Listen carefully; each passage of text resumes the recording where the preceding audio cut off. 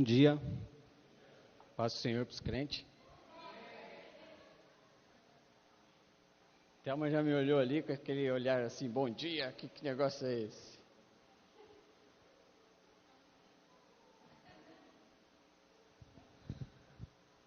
Amém.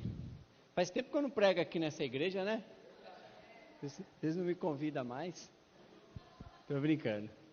Queridos, eu estava pensando algumas coisas esses dias. Não, muitas coisas. 2019 estava conversando com o Wagner agora ali fora também. Tem sido um ano um pouco tenso, né? Estamos aí nos primeiros dias do ano e tem acontecido tantas coisas no Brasil e fora do Brasil também. Tivemos aquela tragédia lá de Brumadinho, não é verdade? Depois tivemos aquela chuvarada no Rio de Janeiro, algumas pessoas morreram também. Depois tivemos meninos queimados lá no CT do Flamengo. Depois tivemos a morte do jornalista Boechat. Foram todas tragédias que a mídia expôs. E cada um de nós também teve as tragédias particulares que cada um enfrenta, né? Que a gente comentava com o Wagner lá na fábrica. Nesse começo de ano já morreram 2 rapazes. Mas algo me chamou a atenção em meio a essa coisa toda. Quando o jornalista Ricardo Boechat morreu, aí os crentes se manifestaram, os evangélicos. Os evangélicos se manifestaram. Porque ele teve umas tretinhas lá com o Silas Malafaia enfim, eu nem sei o que aconteceu na época, eu sei que os dois teve umas tretinhas lá, né, o Silas Malafaia, vocês que são mais aí das mídias sociais aí, eu sou bem pouco.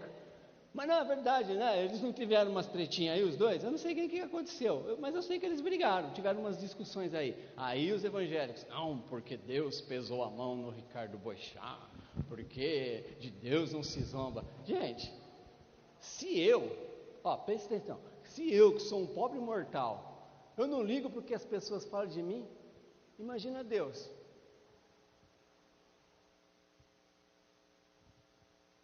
Eu fico pensando, o que passa numa mente evangélica? Os evangélicos, eles acham que Deus fica brigando com o humano, sendo que o próprio Deus falou que a nossa luta, a minha e a sua, não é contra o meu irmão, mas é contra os principados e potestades. E isso me levou a começar a refletir o nível do evangelho que as pessoas estão vivendo. Eu sempre gosto que quando eu vou pregar antes, vem uma pessoa bem legal assim, né? Tipo a Thelma, a Cris, porque elas são legalzinhas, né? As duas. Não, estou falando sério. Porque assim, elas têm, né? Elas mandam no WhatsApp, elas mandam carinha, postam as coisinhas no Facebook, né? Eu não tenho nada disso, né, queridos? Mas eu sei disso. Mas toda a família tem um chato, pode ficar, e vocês têm que me amar, porque a Bíblia fala que vocês têm que me amar. Querido, quem não gostar da Cris, da Thelma, tem que ser entregado para o Satanás.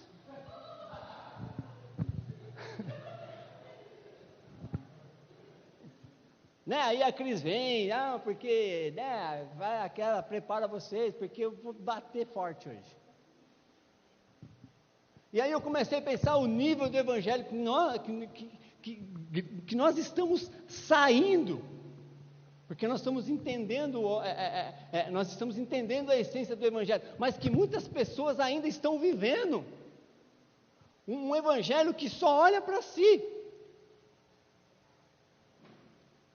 E as pessoas, quando elas estão passando por problemas, elas perguntam, mas por que eu estou passando isso, queridos? A Bíblia ensina em 2 Coríntios capítulo 1, que quando nós passamos por tribulação, nós somos confortados, nós somos consolados na tribulação, para nós nos tornarmos consolador de outros. 1 Coríntios capítulo 1, a partir do versículo 3. O apóstolo Paulo fala que quando nós somos atribulados, nós somos consolados, e ao sermos consolados, nos tornamos consoladores de outros.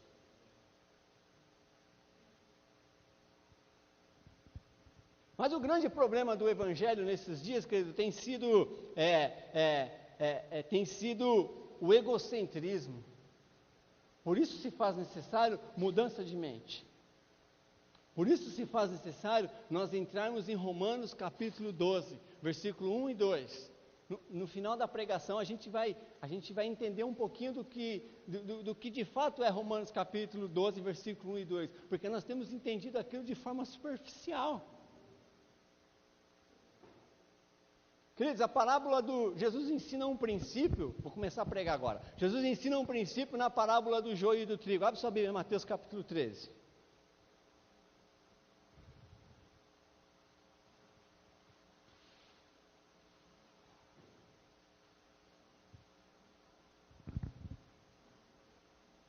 Mateus 13, versículo 24.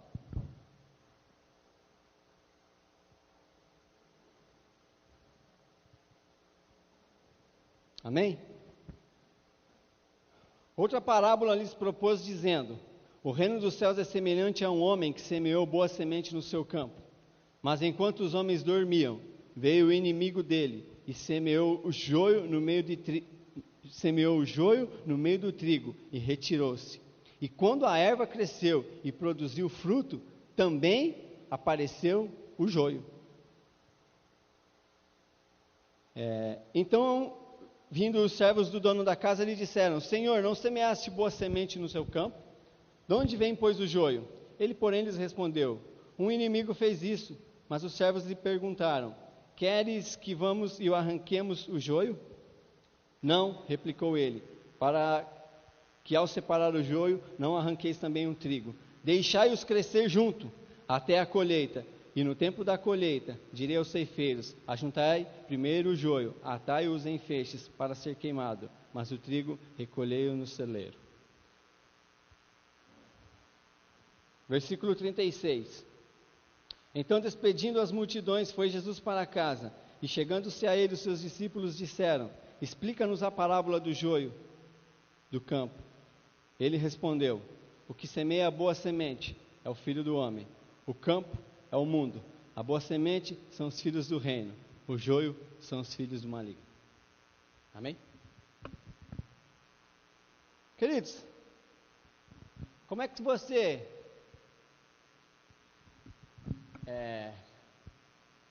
a Bíblia, as Escrituras, melhor dizendo, as Escrituras, as porções das Escrituras, elas só contêm uma interpretação. Só existe uma. Quando você lê um texto bíblico, quando você lê uma porção das Escrituras, um versículo, uma história, aquele trecho, aquela porção só contém uma interpretação.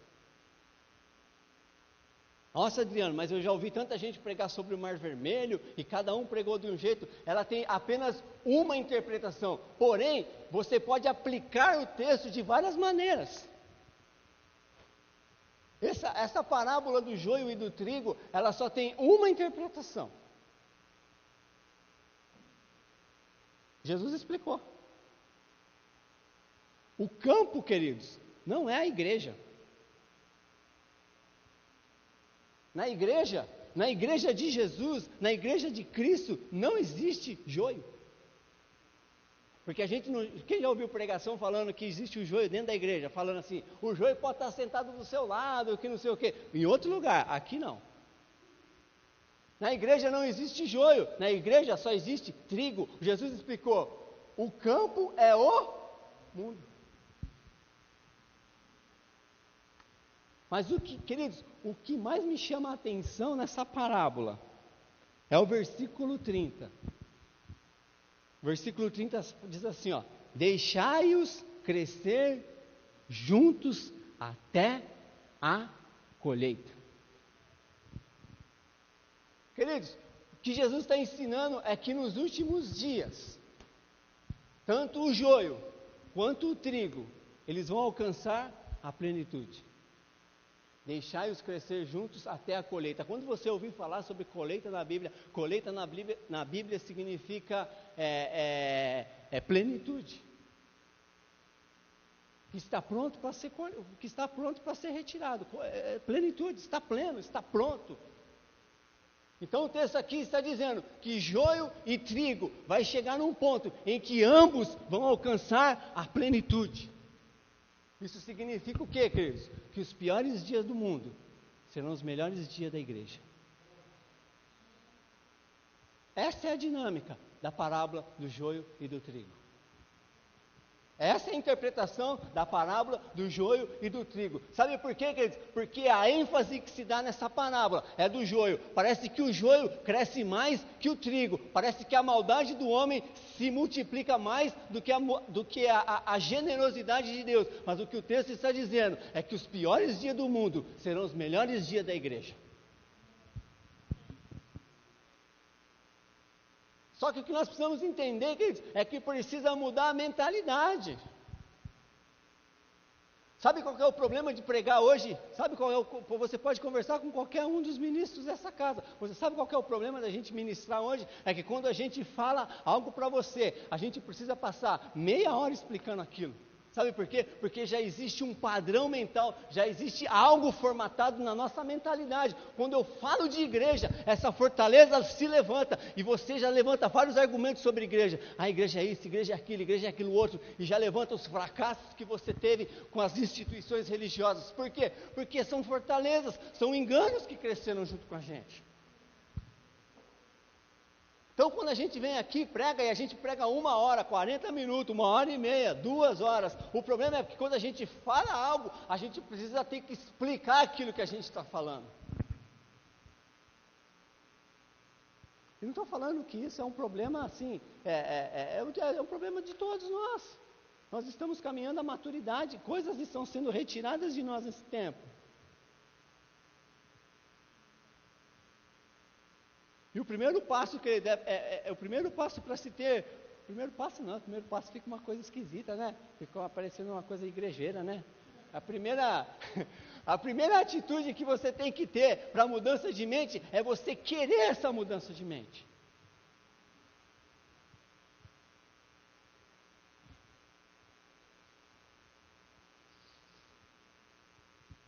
E o inimigo, queridos, ele tem trabalhado nesses dias não, desde o princípio, ele tem trabalhado com sofismas. Todo mundo sabe que sofisma já foi pregado aqui, né? É engano, é uma coisa que tem uma aparência de verdade, mas que na verdade não é verdade. É um engano. É uma mentira travestida de verdade. E o problema, queridos, do engano, você sabe o que é? É que o engano faz a gente funcionar fora da ordem de Deus. O problema do homem no jardim foi exatamente isso. Quando a serpente se aproxima de Eva, a serpente ela lança um sofisma na mente de Eva. E esse sofisma faz com que Eva funcione fora da ordem de Deus. E todas as vezes que eu e você funcionamos fora da ordem de Deus, nós nos tornamos um agente para a expansão do reino das trevas. Sabia disso? Porque funciona fora da ordem de Deus. Porque querem satisfazer o próprio ventre.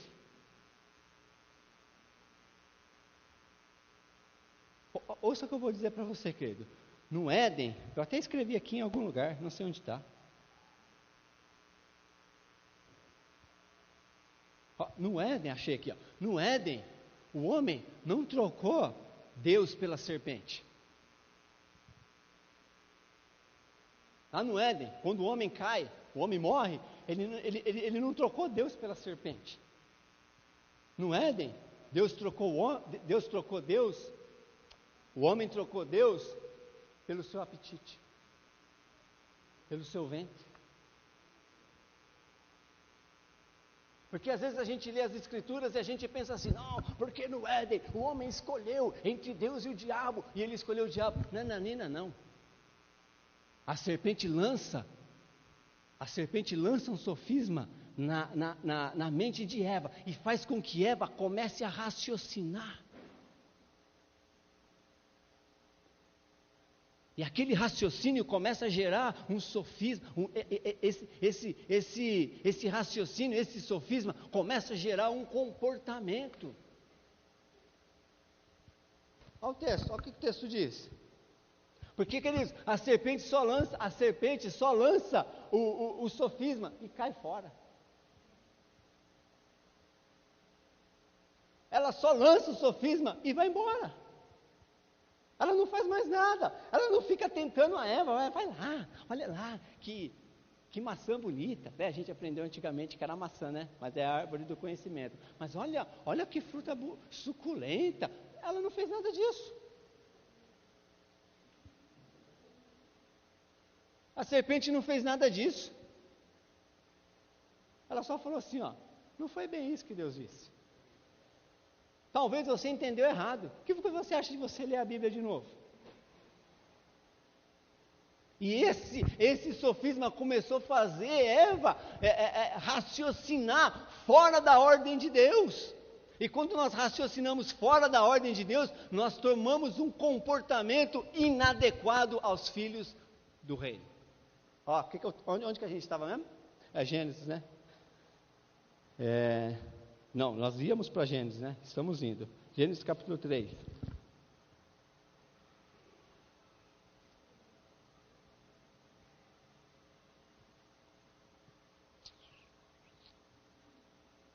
Onde que está aqui?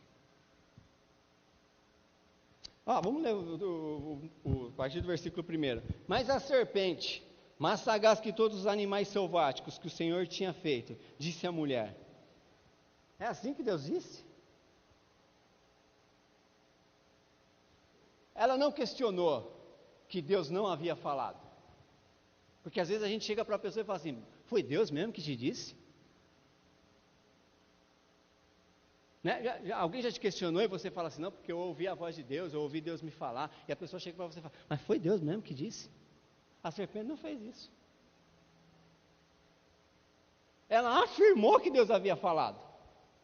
Ela falou assim, olha, é assim que Deus disse, não comereis de toda a árvore do jardim?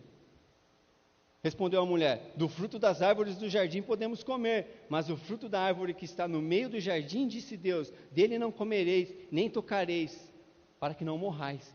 Então a serpente disse, a mulher, é certo que não morrereis. Será que você morre mesmo? Já parou para pensar? Porque Deus sabe que no dia em que dele comerdes, vossos olhos serão abertos, como Deus sereis, conhecedores do bem e do mal.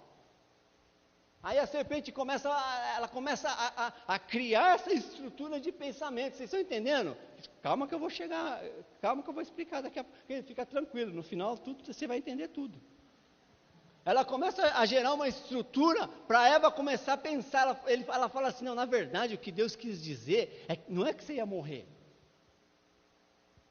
Eu vou explicar, a serpente começou a discipular a Eva. Ela estava explicando as escrituras para Eva, ela está explicando a voz de Deus para Eva. Na verdade, o que Deus está dizendo, não é que você vai morrer, é que o dia em que você comer desse fruto, você vai se tornar conhecedora do bem e do mal.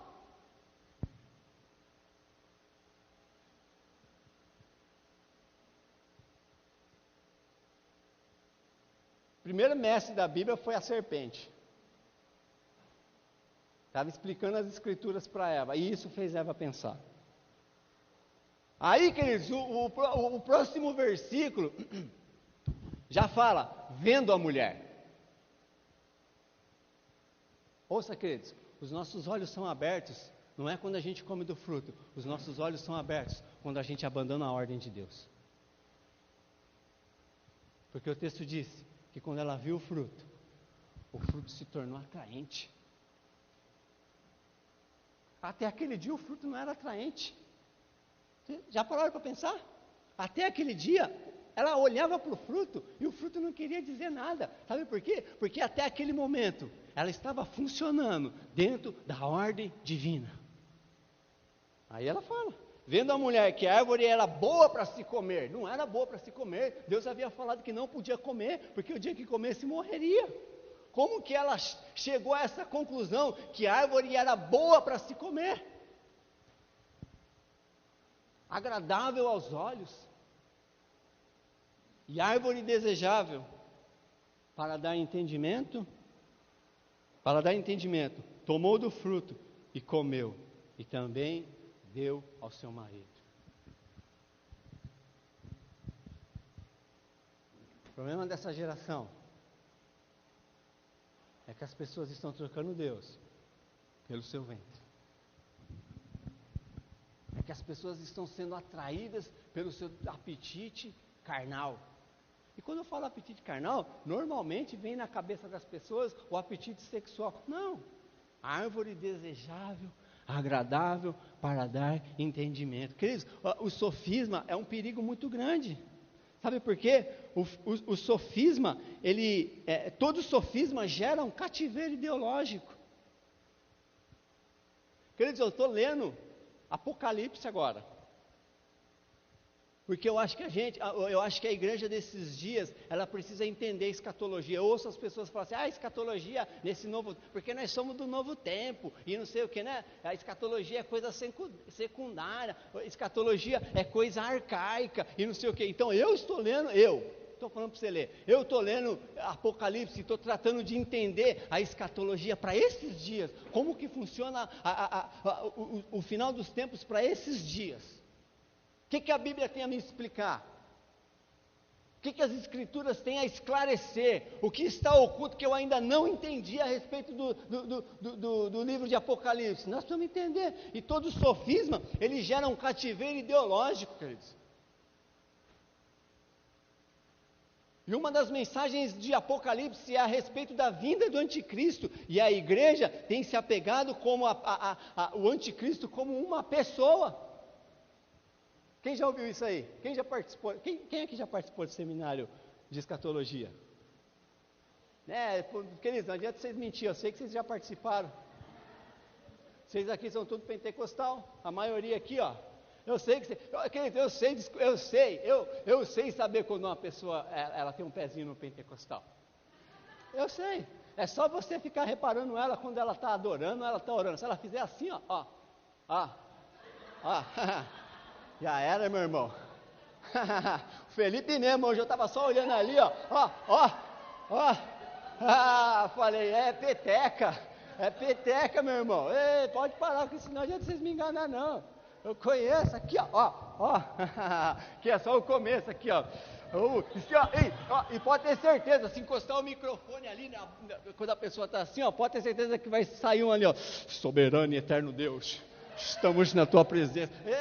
Gente, sou filho de assembleano, minha mãe era, quando era mais jovial, ela era ministra do círculo de oração, já. Sei o que eu estou falando, vocês já participaram de seminário de escatologia, que eu sei. E uma das coisas que as pessoas ensinam é que o anticristo é um governante. Também não vou falar para você que não é, mas eu também acho que não é. Eu tenho argumento para isso, depois se quiser a gente conversa. O anticristo é um cativeiro ideológico. O que é um anticristo? O que é um anticristo? Com atitudes práticas. O que é um anticristo? É toda atitude que é contrária a Cristo, não é uma pessoa.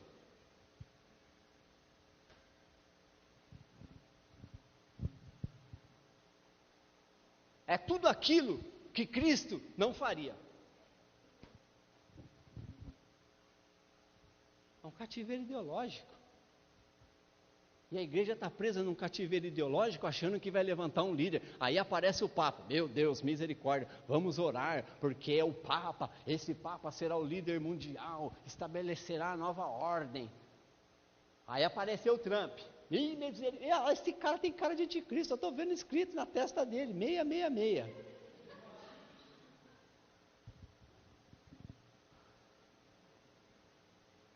E a gente fica preso nesse cativeiro ideológico, e as nossas atitudes começam a ser contrárias às atitudes que Cristo tem. E aí nós nos tornamos agentes expansores do reino das trevas. Porque é isso que o sofisma faz, ele prende as pessoas num cativeiro ideológico.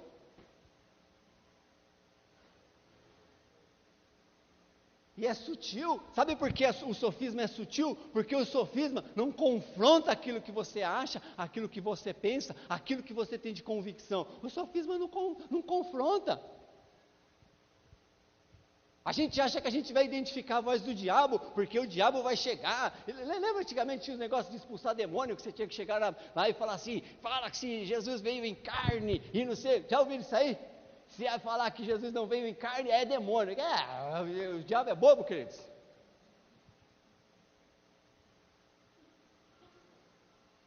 Estou falando aqui só para crente antigo.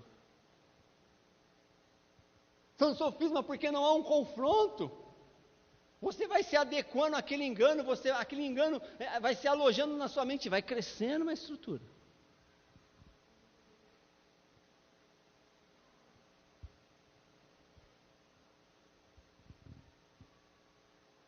Ouça, queridos, na igreja, divórcio já não é mais considerado pecado. Você sabia disso?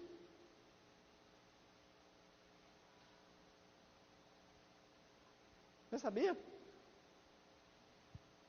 O cara divorciou, deixa ele casar de novo. Eu também aqui não estou questionando se o cara pode casar de novo ou não.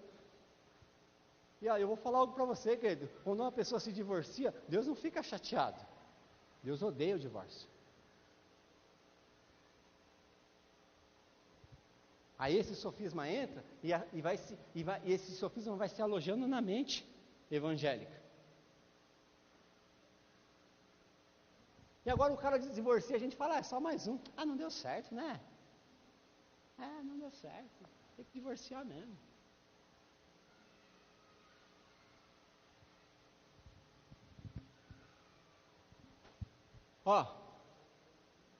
Existe uma guerra hoje contra a ideologia homoafetiva, não existe? É uma guerra que é travada. E os caras que... Eu não tenho nada contra os caras que seguem essa ideologia. Eu só não posso aprovar o comportamento deles. E a gente critica, é uma ideologia sutil. Sabe por quê, queridos? Todos esses caras que defendem a ideologia homoafetiva, todos esses caras são legais. São comediantes, estão na mídia. Aí a gente fala, nossa, esse cara é da hora. Mas é gay, não pega nada, ele é da hora. Querido, vou falar algo para você, não financia esse tipo de coisa não. Não financia esse tipo de coisa não. Vai ter um show do cara aí, vou lá. Você está financiando o reino das trevas. O cara é da hora, meu, nossa, ele é super descolado, nossa, sabe por que ele é gay? Não por causa da pessoa que é gay, mas por causa do cativeiro ideológico que essa pessoa vive. Mas a gente é do novo tempo, né? Nós somos luz, querido, e nós como luz temos que reprovar as obras infrutíferas das trevas. Aí eu vejo a juventude, cara, que fulano, não vou citar nome aqui, porque senão o cara me processa, eu não tenho dinheiro para pagar, porque fulano de tal é legal, porque esse cano é esse, porque aquele lá é sofisma, é pecado, querido, pecado para Deus ainda é pecado. Porque a gente vive na graça. A graça não falou que não existe pecado. A graça fala que onde abundou o pecado, superabundou a graça de Deus. Por quê? Porque os piores dias do mundo são os melhores dias da igreja.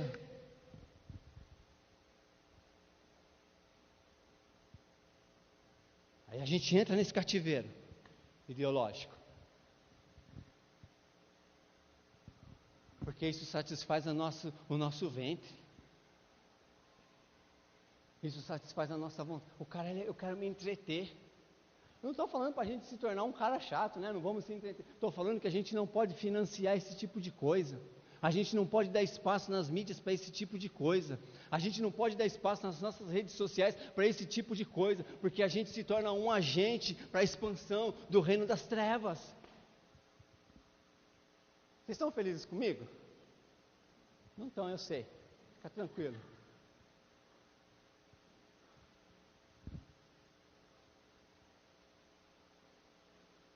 Não é assim que Deus disse.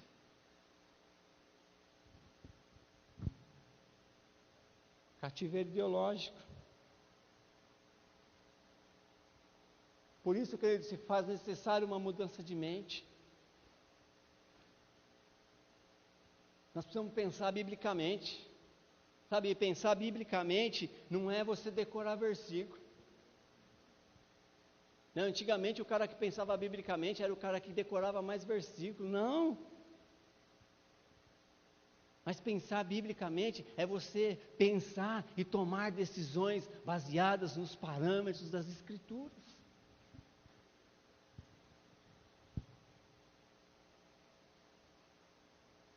É necessária a mudança. Nós precisamos mudar. A primeira evidência no reino de Deus, querido, não é prodígios, não é sinal, não é maravilhas. A primeira evidência de que a pessoa está sendo transformada à imagem e semelhança do Cristo é arrependimento, mudança de mente. É o famoso metanoia. É o famoso metanoia. Mas para isso, as pessoas precisam abrir mão do seu desejo natural, do seu apetite carnal, da sua inclinação para a carne. Precisa abandonar o seu próprio ventre. Abre sua Bíblia em Filipenses, capítulo 3.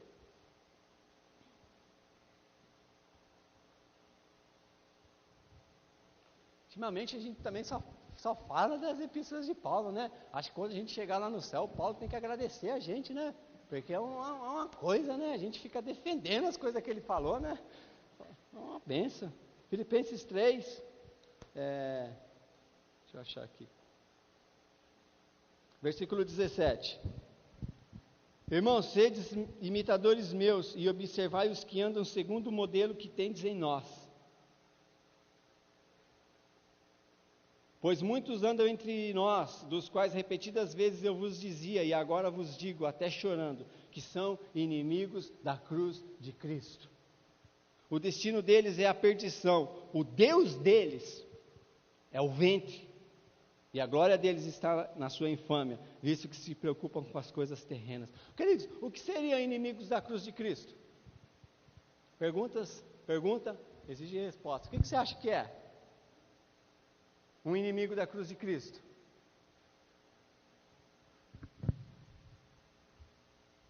Hã? O que vocês acham?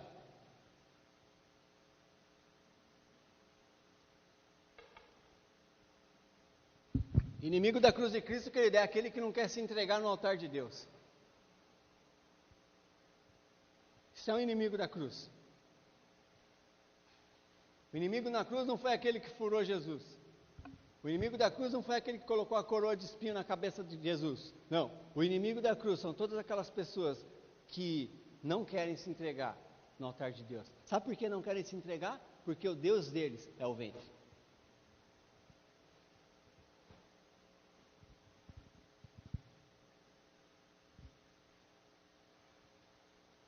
Romanos capítulo 12, vamos lá.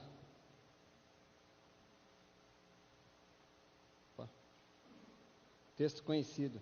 Vamos entender umas coisinhas aqui. Rogo-vos, pois, irmãos, pelas misericórdias de Deus, que apresenteis o vosso corpo por sacrifício vivo, santo e agradável a Deus, que é o vosso culto racional. E não vos conformeis com este século, mas transformai-vos pela renovação da vossa mente, para que experimenteis qual seja a boa, perfeita e agradável vontade de Deus. Queridos, aqui esse texto a gente conhece ele, né, de frente para trás, de trás para frente, de ponta cabeça, a gente conhece esse texto. A gente conhece esse texto, mas o apóstolo Paulo aqui, ele nos convida a nos apresentarmos como sacrifício vivo. Um sacrifício vivo. O apóstolo Paulo explica. Ele está pregando isso para a igreja de Roma, e quando ele começa a falar a respeito dessas coisas, aquele povo eles tinham muito bem ajustado na sua mente aquilo que o apóstolo Paulo estava falando a respeito do sacrifício. Só que algo me chama a atenção, que o apóstolo Paulo fala a respeito de sacrifícios vivos, e eu já li o texto de Levíticos, querido, e todo o sacrifício na antiga aliança, o sacrifício era feito com um animal morto.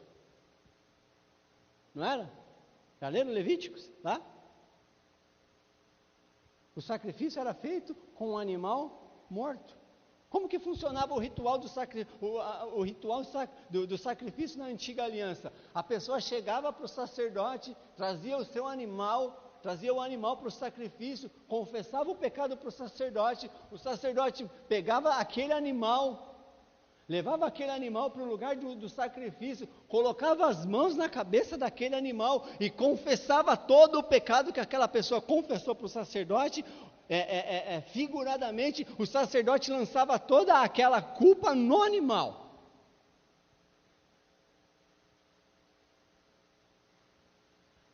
E aí ele sacrificava um animal, pegava uns raminhos de uma erva, eu não me recordo o nome, isopo, acho. Isopo, obrigado, Thelma. Pegava lá uns raminhos de isopo, mergulhava no sangue e aspergia sobre o altar do sacrifício. E catava aquele animal morto. O texto diz: abria aquele animal, tirava as vísceras e queimava todo o animal. Por que, queridos, que o animal tinha que ser morto? Coloca um animal vivo perto do fogo. O que vai acontecer? O que vai acontecer, Rogério, se você colocar um cachorro perto do fogo? Vai correr. Qualquer animal que você colocar perto do fogo, ele vai correr. Porque esses pessoal que fazem coisa de sobrevivência aí, né, naquele canal Discovery, a primeira atitude que esses pessoal de sobrevivência tem, quando eles estão numa selva, o que é? Acender o fogo. Porque o fogo espanta o animal. Então o animal tinha que ser morto, porque o animal, ao se aproximar do fogo do altar, ele ia correr. Só que o apóstolo Paulo está nos convidando a sermos sacrifícios vivos. O que significa um sacrifício vivo? E o texto diz, o apóstolo Paulo continua falando, que esse sacrifício vivo é um culto racional. O que significa o sacrifício vivo, querido? Sacrifício vivo significa aquele que se entrega voluntariamente no altar de Deus, sabendo o que vai lhe custar. A gente precisa, sabe que essa é uma das minhas críticas a essa geração do quero queimar. Hoje em dia tudo eu quero queimar, não é verdade? Mas quando eu vejo essa geração declarando, eu quero queimar, deixa queimar, eu vejo muitas pessoas que estão ali adorando o seu próprio ventre. Sabe por quê? Eu quero queimar no altar de Deus, isso vai me custar tudo. Não vai me custar só 2 horas de culto, sabe, queridos? Não vai me custar só levantar as mãos, não, vai me custar tudo. Isso é um sacrifício vivo, santo e agradável, e isso é um culto racional, porque me custa tudo. Porque te custa tudo. Sabe, a mensagem que a gente prega aqui no Ninho das Águias é uma mensagem que vai te custar tudo. Sabe o que dizer? Essa semana eu fiquei nervoso, cara. Quase fiquei nervoso. Eu não fico mais, quase. Só um pouquinho. Eu estava conversando com uma pessoa, nem conhece a gente direito. Conhece só pelas redes sociais. Não conhece nem o Dario. E falou para mim assim: nossa, as coisas aconteceram rápido para vocês, né? Eu falei para ele: rápido? Aonde você estava nos últimos 10 anos? Que a gente é Ninho das Águias. Aonde você estava? 3 anos a gente ficou na Presbiteriana da Graça? Aonde você estava nos últimos 13? Aonde você estava nos últimos 30 anos quando o Dario chegou aqui no Brasil? E você vem falar para a gente que as coisas acontecem rápido? Ah, me poupe, irmão.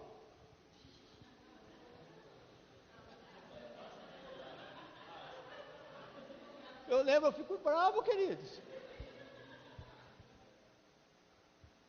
Eu comentava com a Valéria, acho que ontem, antes de ontem, eu falei assim, o cara falou isso para mim, eu não aguentei.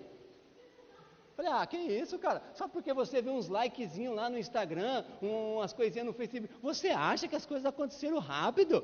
Cara, conheça a nossa história.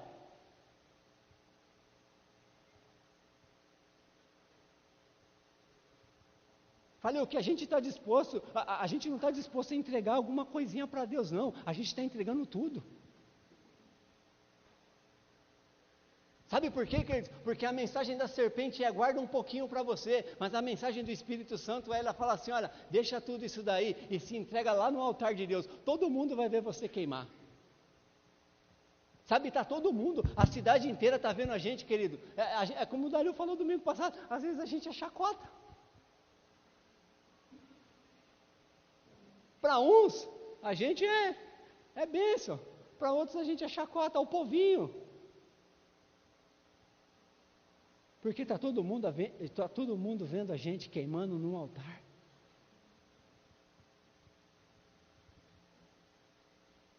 Porque isso é culto racional. Aquele que se entrega voluntariamente no altar, sabendo o que vai lhe custar.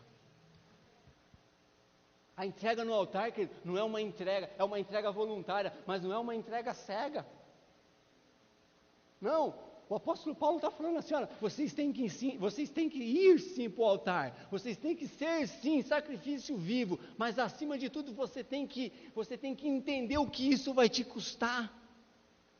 Ele não está chamando ninguém obrigado a ir para o altar, ele está falando assim, não, você tem que saber o que vai te custar, Fernando, você tem que saber o que vai te custar, Fernando, e ele está dizendo, isso vai custar a sua vida, isso vai te custar tudo.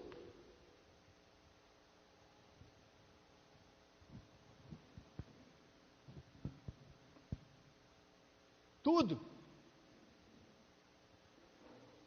Porque a gente gosta da parte boa desse texto, a gente gosta da parte da transformação da mente, a gente gosta da parte da renovação do entendimento, mas para acontecer transformação de mente e renovação de entendimento, antes eu preciso me entregar voluntariamente no altar e saber que isso vai me custar tudo.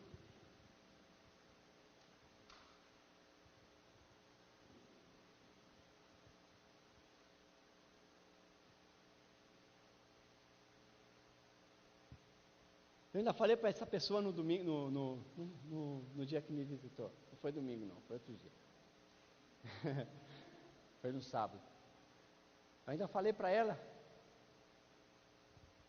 Falei assim, você acha que a gente se reúne num lugar? É nosso aqui também.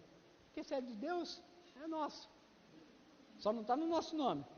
Né? Mas eu falei para ele assim, você acha que a gente se reúne num lugar que não é nosso porque a gente quer? O cara estatalou o zoião, né? Porque eu já tinha batido firme, né?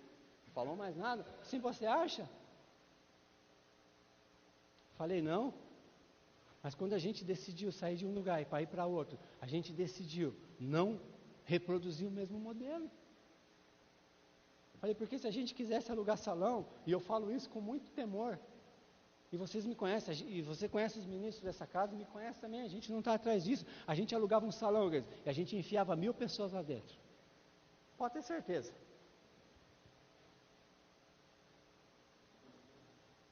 Você não ia estar passando esse calor que você está passando aqui.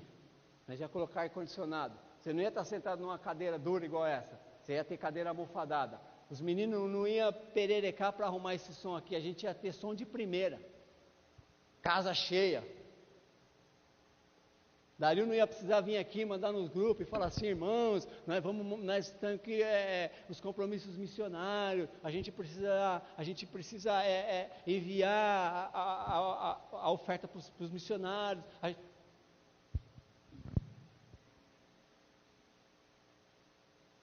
Mas custa tudo.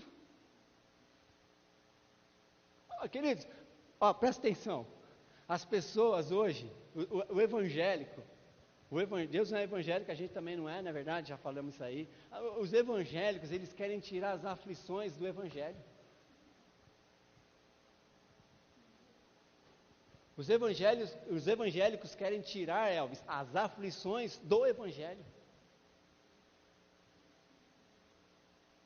Mas aí os caras piram, Que quando eles leem o apóstolo Paulo falando essa leve e momentânea tribulação, eles falam, o cara está louco. Não, ele não está louco, ele só está num outro lugar que não é a tribulação.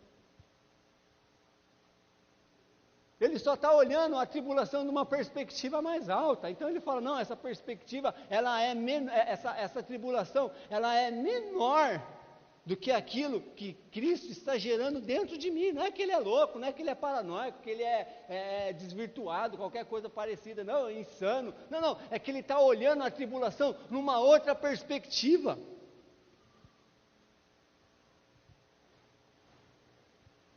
Queridos, eu vou profetizar algo para você, pode ficar tranquilo, as tribulações nunca vão faltar na tua vida, porque o Senhor é teu pastor.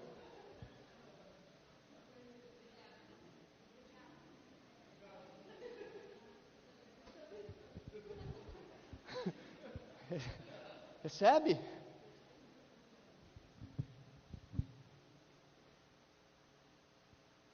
Aí, queridos, os caras ficam bravos com o Boechat, que xingou Silas Malafaia, porque não lê as Escrituras. Que fala assim, olha, bem-aventurados sois vós, quando vocês forem caluniados, injuriados pelo meu nome. Deus pesou a mão, não pesou a mão não, se cumpriu as Escrituras.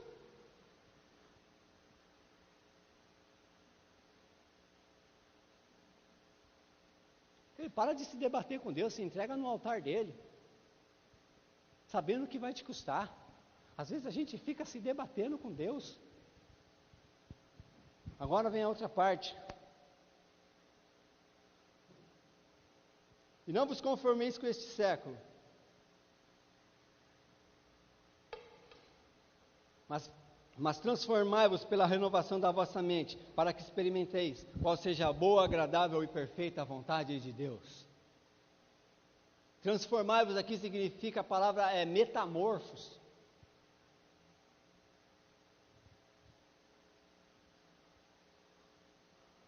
Metamorfos. Sabe o que significa metamorfos? Um novo tipo de gente. O tema central da carta aos Efésios é o tipo de gente que Deus está levantando na terra com a natureza de Cristo. Essa é a ênfase da carta aos Efésios. Está escrito nas entrelinhas. É o novo tipo de gente. Então, quando o apóstolo Paulo fala assim, ó, não vos conformeis com este século, isso aí todo mundo sabe, não tomem forma, não se amoldem a esse mundo, mas transformai-vos, tornem-se. O que ele está dizendo ele está dizendo assim, ó, quando vocês se entregam como sacrifício vivo, santo e agradável, e vocês fazem dessa oferta um culto racional, vocês vão começar a se tornar um novo tipo de gente com uma natureza diferente.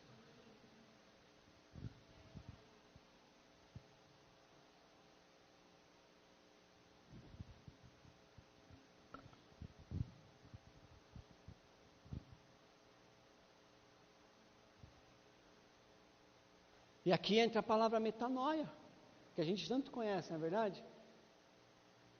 Mudança de mente, aquilo que Jesus fala, que Jesus começa pregando em Mateus, o João Batista vem pregando, depois Jesus prossegue ministrando, Mateus capítulo 4, versículo 17, arrependei-vos, mudem o vosso jeito de pensar.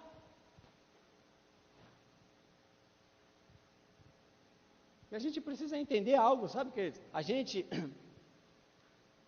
Existem duas palavras na Bíblia, nas Escrituras, para descrever mudança de mente,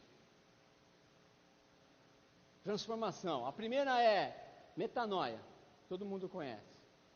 A outra palavra, renovação da mente, a outra palavra aparece lá no princípio, Gênesis capítulo 6, quando a Bíblia fala assim, e arrependeu-se Deus de ter feito o homem. Já leram isso? A palavra ali não é metanoia, até porque não está em grego, está em hebraico. A palavra lá é techuvá. Então, para você entender metanoia, você precisa entender a palavra techuvá, porque senão fica incompleto. E a palavra techuvá, aí a gente vai falar assim, esse texto eu fico em confusão, porque a Bíblia disse que Deus se arrependeu, mas existem versículos para frente, eu sei que a sua mente está falando isso, porque Deus não é homem que minta, nem filho do homem para que se arrependa. Sabe por quê, queridos? A palavra techuvá significa começar de novo. Arrependimento para Deus é começar de novo. Quando ele diz assim, arrependeu-se Deus de ter feito o homem, depois que o homem pecou, o que Deus estava falando é o seguinte, vamos começar de novo. E aí ele levanta quem?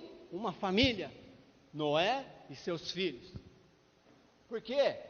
Porque arrependimento para Deus é começar de novo. É voltar à origem. É funcionar na ordem de Deus. Então, quando a gente fala de metanoia, existe um surto no Brasil de conferências falando de metanoia, mas nós precisamos entender que metanoia significa funcionar na ordem de Deus, com a mente correta e com a natureza correta. Para que nós sejamos efetivos no reino de Deus, querido, nós precisamos funcionar com a mente correta e com a natureza correta. Aí a vocação da igreja, ela vai ser eficaz. Não adianta, cara. Não adianta falar de metanoia. Não adianta vir no culto e a gente ficar falando de metanoia se você não decidir voluntariamente ir para o altar de Deus e queimar tudinho.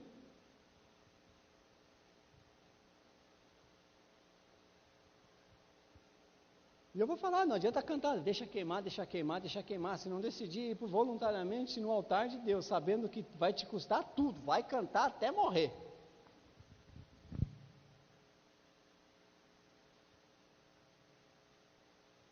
Estou quase terminando. Quase.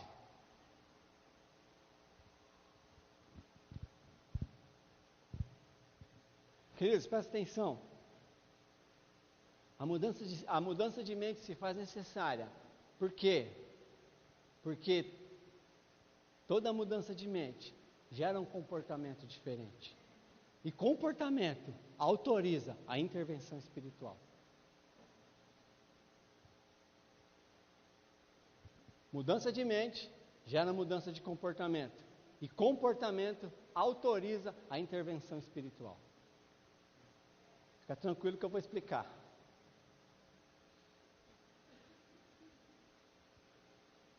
No Brasil não fala-se que tem 50 milhões de evangélicos, de cristãos? Evangélico não, fala cristãos, não fala? É mentira. Não tem nem 10% disso. Cristãos.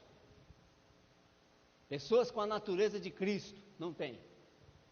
Se tivesse, querido, 50 milhões de cristãos nesse país, a gente virava esse país em 6 meses, para chutar alto.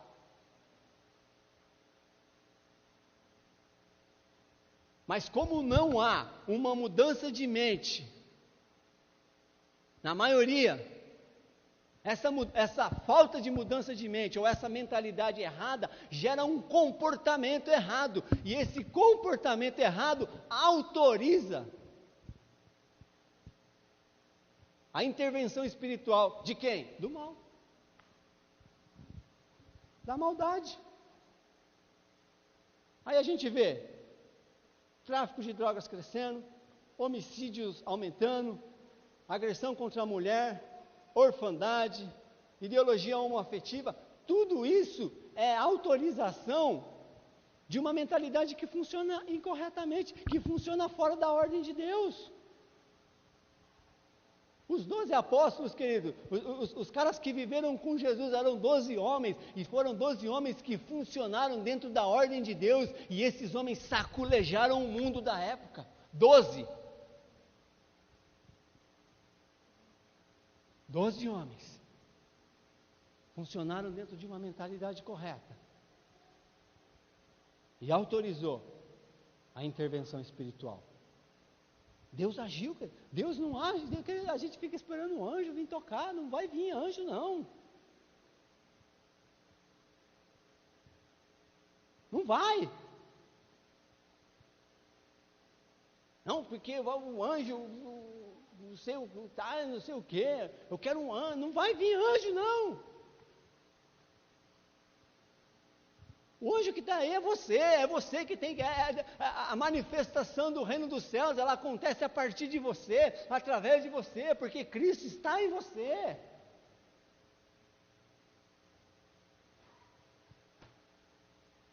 Sabe, queridos, a gente lê lá em Apocalipse capítulo, acho que 13, 18, não sei, é 13, capítulo 13, versículo 10, acho que versículo 15 para frente lá, vai falar da marca da besta, 666, e o texto fala que a marca da besta, ela tem que ser colocada figuradamente, aquilo é figuradamente, queridos, porque ao final, a gente lê a Bíblia errado, no final do texto, o apóstolo João fala, aí está a sabedoria, aí existe entendimento, precisa se vasculhar, a marca da besta em Apocalipse fala que ela teria que ser colocada na testa e teria que ser colocada na mão, na testa por quê?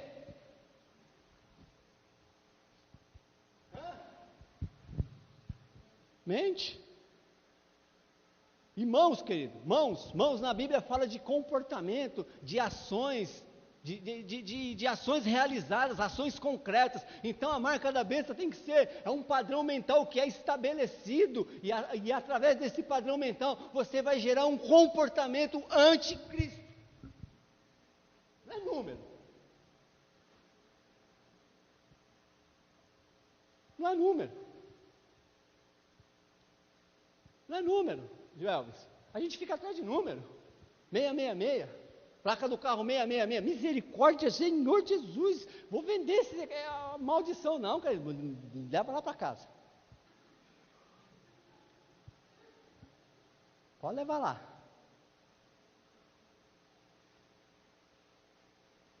eu vou ler o texto para vocês não ficarem escandalizados comigo, querido. Abre a sua Bíblia, Apocalipse capítulo 13, vocês estão escandalizados, depois vocês falam para o Dario, ele vai me atacar lá, 13, versículo 18. Ó, versículo 17. 16. Estou suando aqui, querido. Senhor.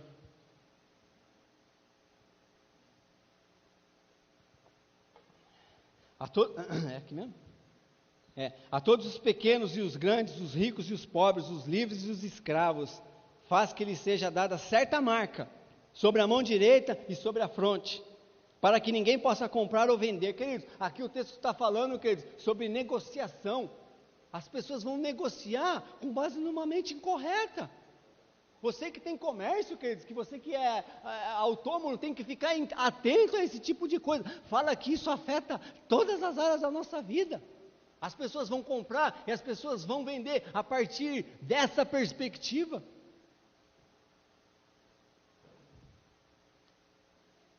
Senão aquele que, para que possa comprar e vender, senão aquele que tem a marca, o nome da besta, ou o número do seu nome. Aqui o versículo 18, queridos, aqui está a sabedoria, aquele que tem entendimento, calcula o número da besta, pois é número de homem, ora, 666. E aí?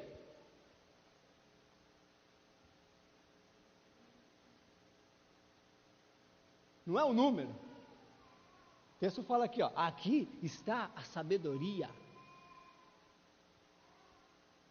É a mente. Vou contar só um pouco. Isso aqui tem que fazer um seminário de escatologia para nós explicar isso aqui para você. O homem foi formado em que dia? Sexto dia. Fala forte, sexto dia. Quantas pessoas existem na pessoa da Trindade?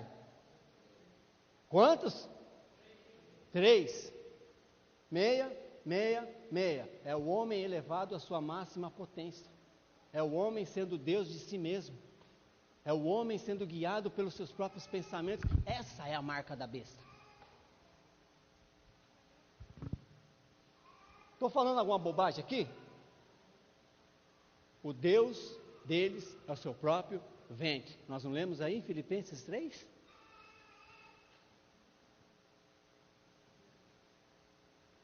Aí a gente fica se apegando queridos, Vamos ter que ler, por isso que eu falo, cara, a gente prega aqui, tem que ficar meia hora explicando algo, porque a nossa mente está a nossa mente está cheio de ideias, cheio de raciocínios, cheio de fragmentos, né, filha? Me ajuda aí, só você que está dando glória, estou ouvindo aí. Daqui a pouco eu começo, ó, um pentecostal não precisa muita coisa não, querido. Volta aqui para a pregação. Aí eu pergunto para você, quem que inventou esses lugares para pôr na testa e na mão? Quem que inventou? Deus.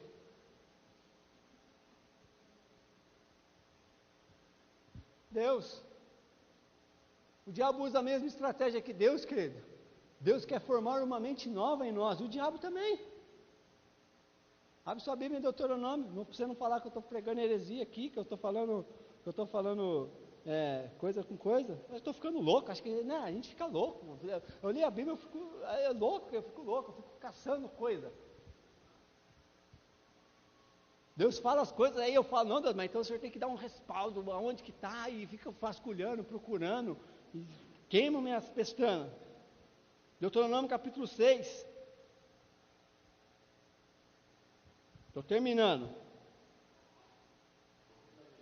Glória. Espera aí, queridos, que eu não estou achando aqui.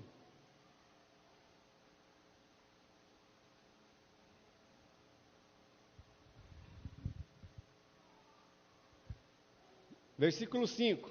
Aqui, queridos, presta atenção. O povo ia entrar na terra prometida. E Deus começou a dar ordenanças para eles. Amarás, pois, o Senhor teu Deus de todo o teu coração, de toda a alma, de toda a tua força. Essas palavras que hoje te ordeno estarão no teu coração. Tu as inculcarás a teus filhos, e delas falarás, assentado em tua casa, andando pelo caminho, ao deitar e ao levantar. Também, lê o 8 aí agora. Atarás aonde? Na mão e na testa. Está aí na sua Bíblia?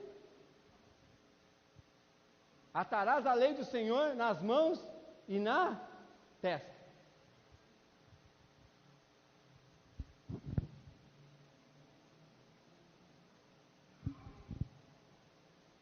O que Deus está falando?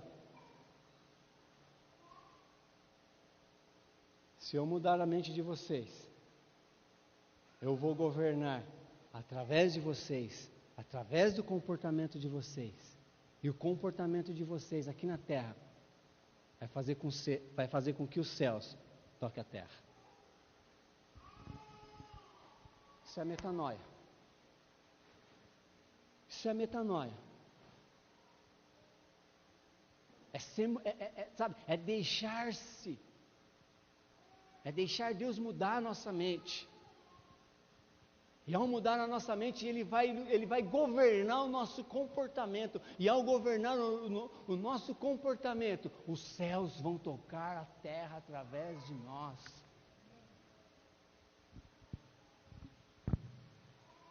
Mas para isso, queridos, precisamos nos entregar voluntariamente no altar de Deus. Sabendo que vai nos custar.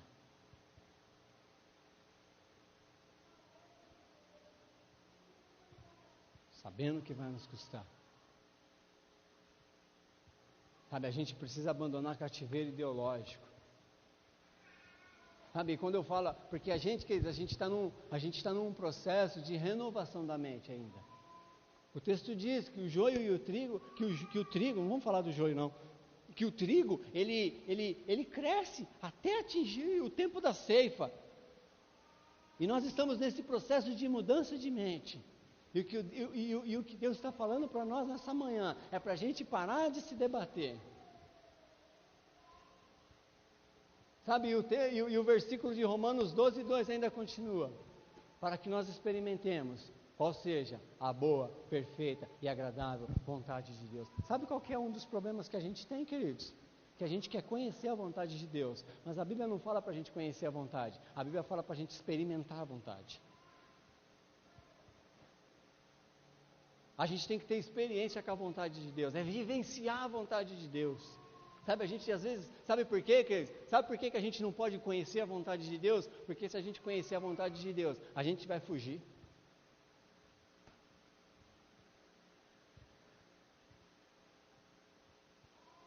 É aquilo que a gente fala que às vezes parece até chavão, né? Se Deus mostrasse todo o processo para a gente não aceitaria, a gente pulava fora.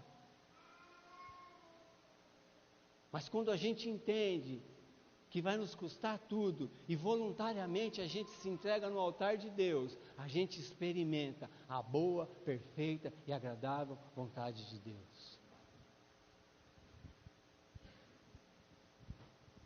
Sabe, querido, e algo que a gente tem aprendido, sabe o que é? É que quando a gente experimenta a vontade de Deus, nada nos falta. Nada.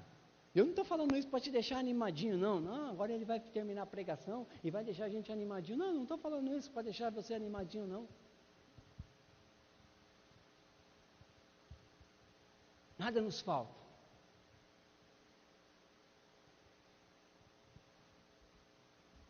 Deus pode colocar todas as coisas à sua disposição, mas aprenda algo, queridos. Tudo aquilo que Deus colocar na sua mão, administra de mão aberta. Porque tudo aquilo que você administra de mão aberta, Deus sabe que não é seu, é dele. Então Ele pode te dar mais. Sabe, não deixa você ser dominado pelas coisas, porque às vezes a gente é dominado por aquilo que a gente tem e por aquilo que a gente não tem.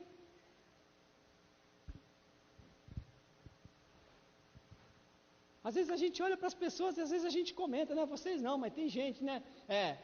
Tem gente que olha e fala assim, nossa, fulano virou escravo de tal coisa material, sei lá. E às vezes a gente é escravo do que a gente não tem.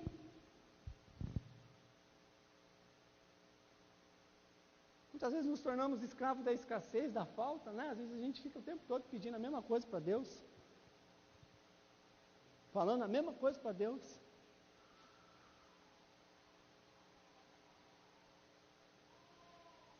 A igreja aos Coríntios, querida, era uma igreja fervorosa, era uma igreja entendida, era uma igreja que funcionava nos dons, era uma igreja dadivosa.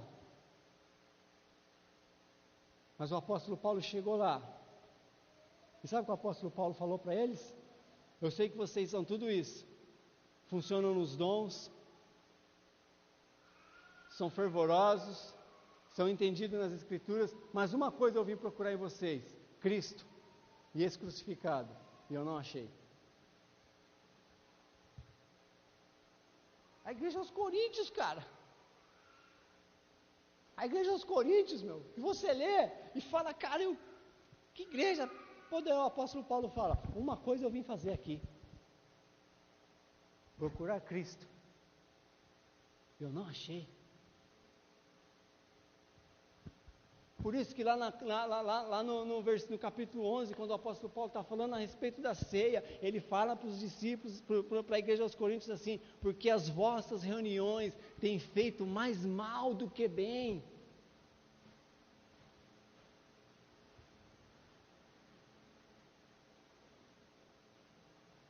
Por que fazia mais mal do que bem? Porque cada um olhava para o seu umbigo. Queridos, eu sei que a gente está avançando nisso já, aqui nessa casa, a gente já avançou e muito nisso, mas ainda é necessário a gente se desarraigar de algumas coisas ainda, por isso que o Espírito vem e quer nos saculejar, sabe por quê? Ele quer nos lembrar que a proposta de Deus para as nossas vidas vai nos custar tudo. Vai nos custar tudo.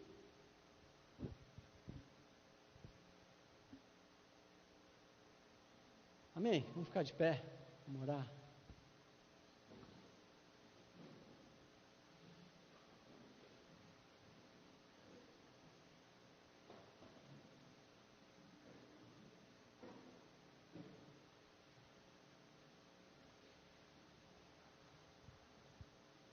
Eu sei, sabe, queridos, que a gente ouve uma palavra dessa e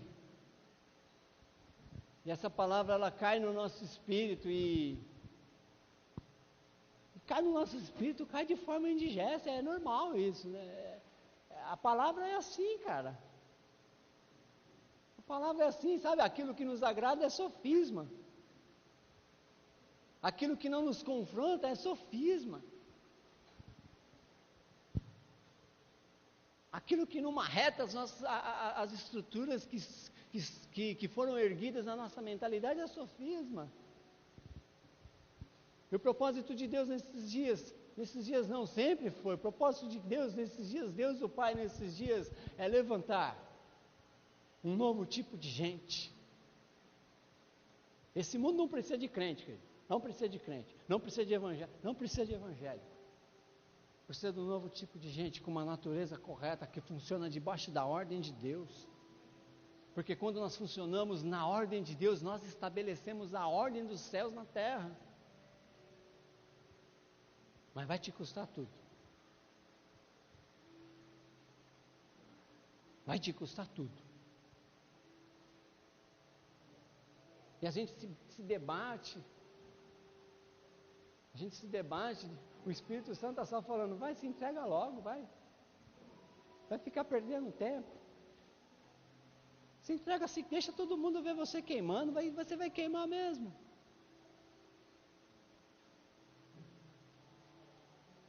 Porque nós estamos vivendo os melhores dias da igreja, querido. Nós estamos vivendo os melhores dias da igreja. Não falo de instituição religiosa, a instituição igreja, a instituição humana que denominaram igreja, essa está falida, essa está em ruínas, mas a noiva de Cristo está vivendo os melhores dias, está vivendo os melhores dias.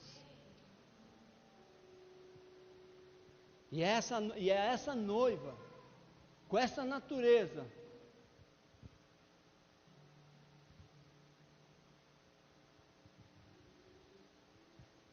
sabe, queridos, porque a necessidade de Cristo ser desenvolvida em nós? Porque a Bíblia não deu receita para nada. Sabe, Léo, porque a gente precisa que Cristo seja desenvolvido em nós? Porque não existe receita na Bíblia.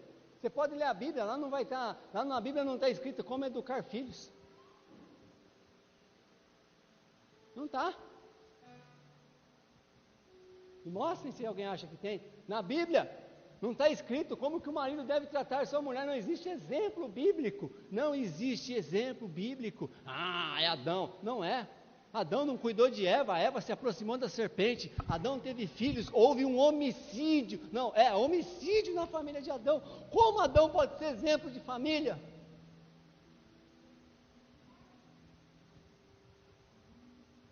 O Noé não é também, meu. Noé se embriagou, o filho dele viu a nudez dele, expôs ele. O Abraão, chamado amigo de Deus, deu as escorregadas dele, cara.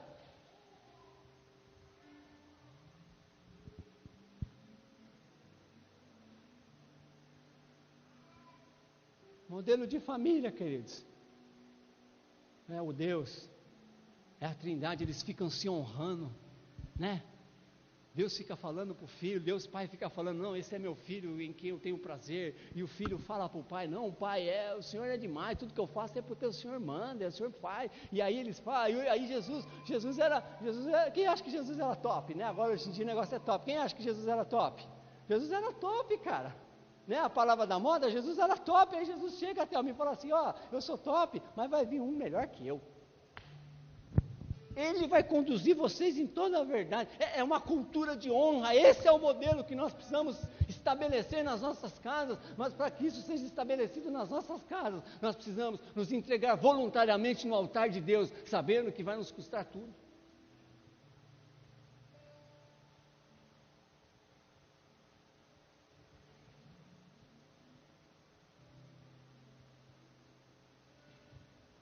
Sabe que as pessoas elas vivem no engodo que foi gerado pela religião a respeito disso tudo que eu falei para vocês, sobre marca da besta, sobre anticristo, sabe? E elas não procuram entrar na frequência de Deus e funcionar na frequência, na ordem de Deus, e ao invés da gente, das pessoas se tornarem agentes de expansão do reino de Deus, se tornam ao contrário. Porque estão engodadas, estão vivendo no engodo, estão vivendo debaixo dos seus sofismas. Mas o convite de Deus nessa manhã para nós, é que nós precisamos nos entregar voluntariamente no altar de Deus. Isso é o culto racional. Não é essas 2 horas que nós estamos aqui, ou um pouco mais, ou um pouco menos, não sei. Não é isso. É todo dia entregar. É todo dia se entregar. E eu não estou, quando eu falo que uma crítica que eu tenho a esse movimento, quero queimar, eu não estou criticando os nossos irmãos lá, que cantam, que adoram. Não estou criticando eles. Eu estou colocando que se nós cantarmos isso, nós precisamos vivenciar isso de fato, porque senão vira música.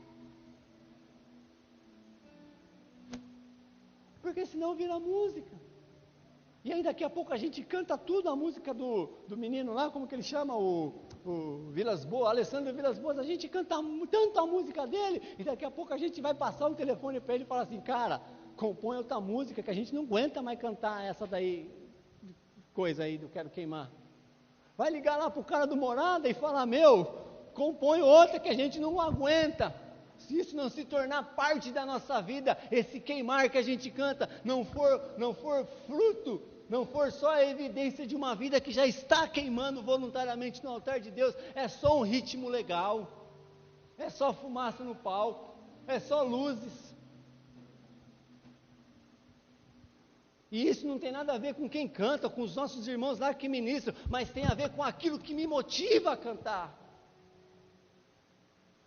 Essas músicas têm que ser uma motivação porque eu estou no altar, não porque a música tem um hit legal.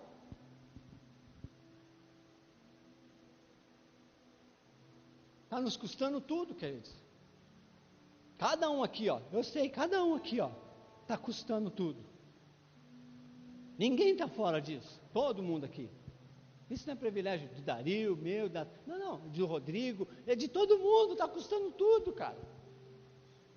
E quando a gente fala de custar tudo, não significa que Deus vai deixar a gente pelado, sem nada, mas Ele está falando assim, olha, a dependência de vocês estão em mim.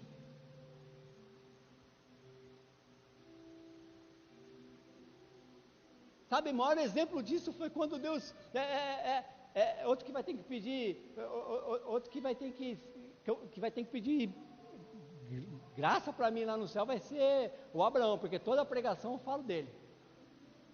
Deus pediu o filho para ele, cara, e quando ele foi entregar, Deus falou assim, não, para com isso. Ele falou assim, você está loucão, Deus? Ele falou assim, não, eu queria seu filho não, eu queria você mesmo, agora eu sei que você tem, pode ficar com o menino. Porque tudo aquilo que eu administro de mão aberta, eu sei que não é meu, é dele. Então ele não precisa tirar. Agora tudo aquilo que eu administro de mão fechada é meu filho, é a minha vida, é meu isso, é meu aquilo, é seu mesmo. Mas a Bíblia fala que aquele que acumula tesouro na terra, a traça e a ferrugem corrói. Nós estamos queimando no altar, cara. Amém? Espírito Santo, obrigado. Obrigado porque você nos guia a toda a verdade. Você nos ensina a verdade e você nos guia à verdade. E Deus, o convite dessa manhã, não é dessa manhã, mas é aquilo que o Senhor nos chamou para ser, Pai. Nós precisamos ser sacrifício vivo. Nós precisamos nos oferecer como sacrifício vivo.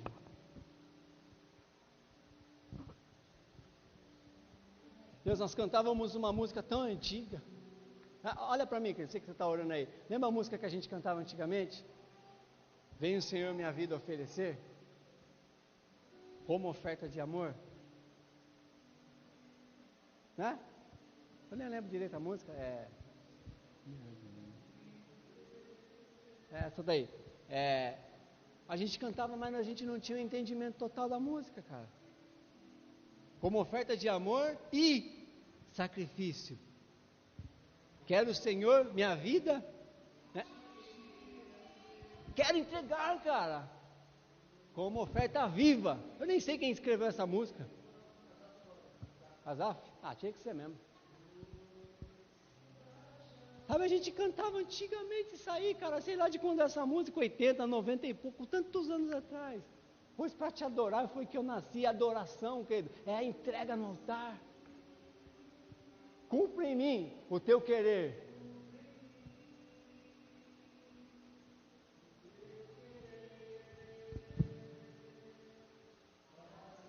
Fazer o que está no coração de Deus, querido, é viver debaixo da ordem de Deus, é viver debaixo da ordem dos céus.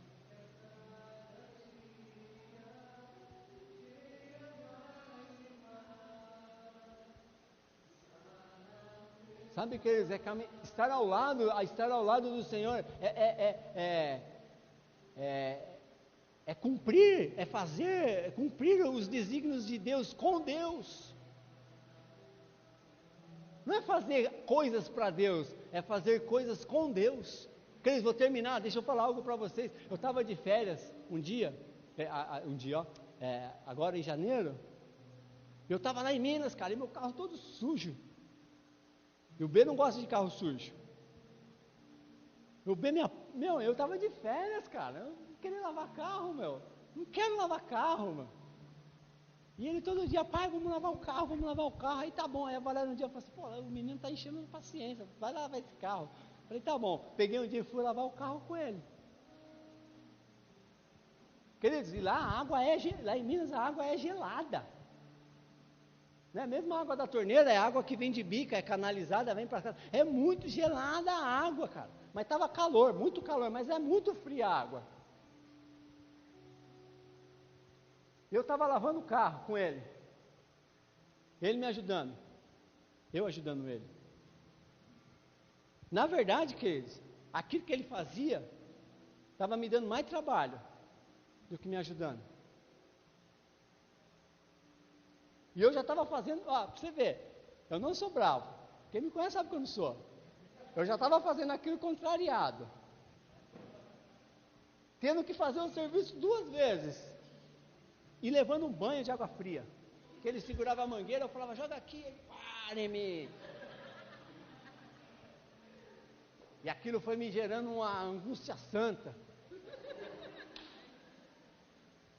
Aí eu estava agachado assim, E eu pensando, né? Eu vou falar para ele parar, deixar eu lavar sozinho. Deus veio igual uma flecha, assim, ó. Pá! Por que você vai falar para ele parar? É assim que você faz comigo? Enquanto você está trabalhando comigo, você mais atrapalha do que ajuda. Falou desse jeito, queridos. Mas falou assim para mim, assim, ó. Mas a consciência de vocês trabalhar junto gera consciência nele, da sua vontade e do jeito que você quer que as coisas sejam feitas, mesmo que ele não saiba ainda. Pensa num cara com vergonha.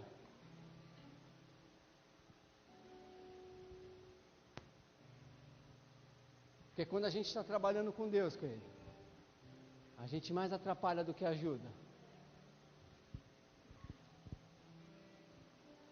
Mas essa relação pai e filho faz com que o filho conheça a vontade do pai. Sabe, a gente não foi chamado para fazer, Deus já fez todas as coisas, mas nós fomos chamados para trabalhar com Deus, naquilo que Ele está estabelecendo, e esse trabalho com Deus vai gerar, essa relação de trabalho com Deus, gera consciência da vontade dEle em nós, e aí a gente passa a experimentar a vontade, não só conhecer, porque a gente está trabalhando junto. Quantas vezes a gente trabalhou sozinho, só gerou cansaço, só gerou estresse, só gerou fadiga, só gerou frustração. Sabe por quê? Porque o trabalho do homem sozinho não gera fruto, só gera cansaço.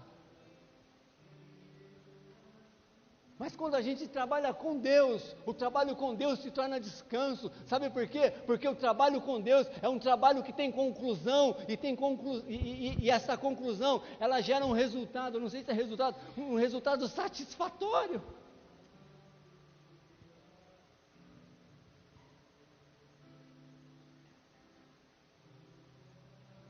Queridos, Deus não precisa levantar um pregador para falar com você, cara. O Benjamin não falou em momento algum, eis que te digo, Adriano, eis que te digo, meu pai. Não, quando eu pensei, eu não ia bater nele nem nada, eu só ia falar para ele, deixa que eu termino sozinho. Deus só falou, por quê? Você faz assim comigo? O Dario, cara, cansou de falar pra gente aqui, que às vezes ele chega pro Pablo, ou chegava, não sei, e ficava, Pablo, até quando, até quando, até quando? E Deus falava para ele, Dario, até quando, até quando, até quando? Amém, vamos orar, agora sim. Sabe, nós precisamos uns dos outros. Você, querido, você não é igreja. Você sozinho não é igreja. Você é uma pedra viva. Né? Com essa reforma que Deus veio trazendo nesse conceito de igreja, nós entendemos às vezes, nós não entendemos o todo. Nós não somos igreja. Não, nós somos igreja. Você não é igreja. Você é uma pedra viva. E o propósito das pedras vivas é que elas se juntem e se tornem casa espiritual. Isso é o que o apóstolo Pedro diz, né? Que nós somos pedras vivas na edificação de uma casa espiritual. Sabe, querido, eu vou terminar mesmo, querido. É difícil largar esse microfone aqui. Eu nessas leituras de Apocalipse, eu cheguei quando eu comecei a leitura do Apocalipse, já logo ali no início tem as cartas da Ásia. E eu fiquei pensando, eu falei assim, por que o Cristo, se apresenta para 7 igrejas, se apresenta de forma diferente? Para 7 cidades, né? Não para 7 igrejas. Para 7 cidades, ele se apresenta de forma diferente. E eu entendi um princípio ali, queridos,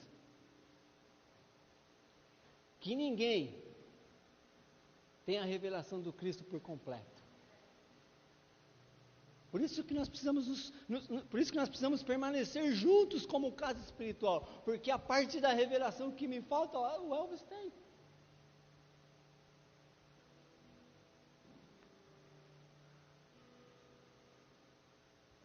A parte que o Elvis não tem, o Terto tem, e assim vai, e aí nós vamos nos tornando plenos no conhecimento do Filho. Querido, uma criança, um menino de 8 anos, não sei falar uma palavra.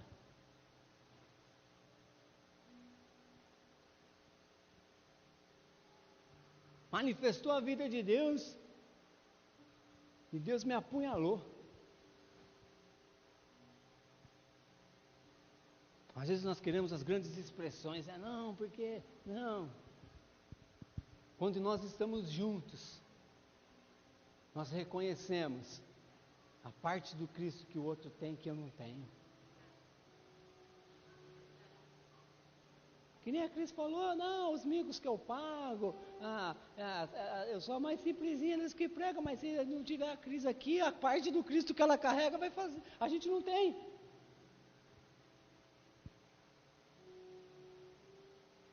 Aí eu falo, a Silvana nunca falou nada, não vai, não prega, né? Nunca ouvi a voz dela. Mas se a gente não ficar junto com ela, a parte do Cristo que ela tem vai nos fazer falta. Nós vamos nos tornar incompletos. E o propósito das Escrituras é que todos cheguemos. Todos. Precisamos chegar todos. Precisamos chegar todos.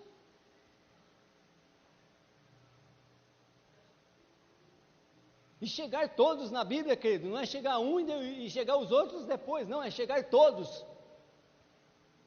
A mesma estatura, todos. Não é igual uma linha não é igual nas corridas de rua que a gente, chega um, depois, chega os top primeiro, os corredores profissionais, depois chega o bandão. Não. Nas Escrituras, cheguem até que todos cheguemos. É que cheguemos todos juntos. Com a revelação do Cristo completa. Com pleno conhecimento do Filho. Amém? Amém, queridos. Obrigado.